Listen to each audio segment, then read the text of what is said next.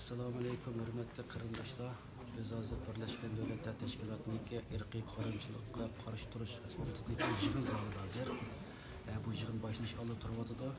Oldimizga juma kuni Xitoy vakillari umiki o'zligi dokladini o'tirib qo'ygandi.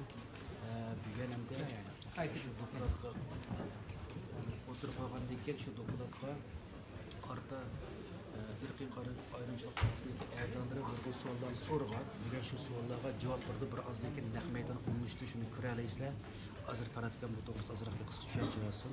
Rahmat Ufkam, hurmatli Sharq Turkistonlik aziz qarindoshlar, sizlarni ko'rdinglar hozir.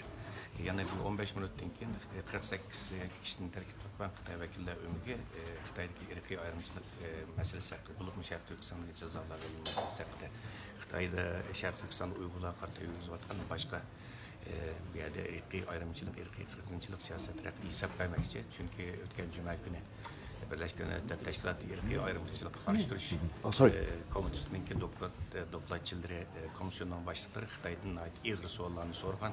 Masalan, qaysi qonunlarga tayanib turib 1 milyondan ortiq Uyg'urni jazo lageriga solib qo'ydinglar.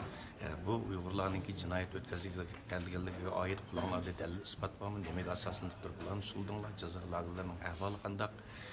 Uyg'urlar musulmon bo'lgani uchun ularni avtomatik jinoyatchi deb qaramsizlar.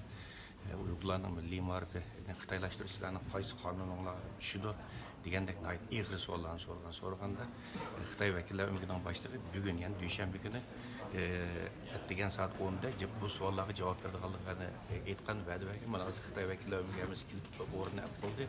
Bularning ichida Qaysar Abdukarim deydigan Sharq Turkiston Tip universitetining o'qituvchisi var. Ana ko'rdinglar sizlar, ularimiz Xitoy vakillari o'miga hamiz kirib joyini olib bo'ldi. Orlig'imiz nihoyatda yaqin.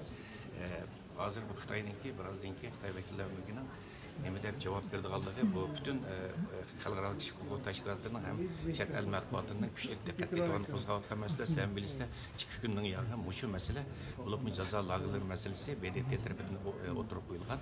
Bu bütün xalqaro matbuotlarninki eng asosli kun tartiblarining biri bo'ldi, temalarning biri bo'ldi. Bu haqda muloyizada yurgizilyapti, tushunadigan davronlar bo'lsa kerak. Xitoyninki yer shar vaqt kezdi, maxsus mushaqda bir bosh maqola e'lon qildi. Qilib, ya'ni Xitoy hukumatining birozdan keyin beradigan javobiga parallel holda ularga moslashib turib, o'zininki Sharq Turkistondagi siyosatni o'zgartmaydiganligini bu yerda qayta ta'kidlab o'tdi. Yana 10 minutdan keyin anglaymiz, 10 minutdan keyin Xitoy vakillari o'miga nima deb javob beradi. Rahmat qarindoshlar, birozdan keyin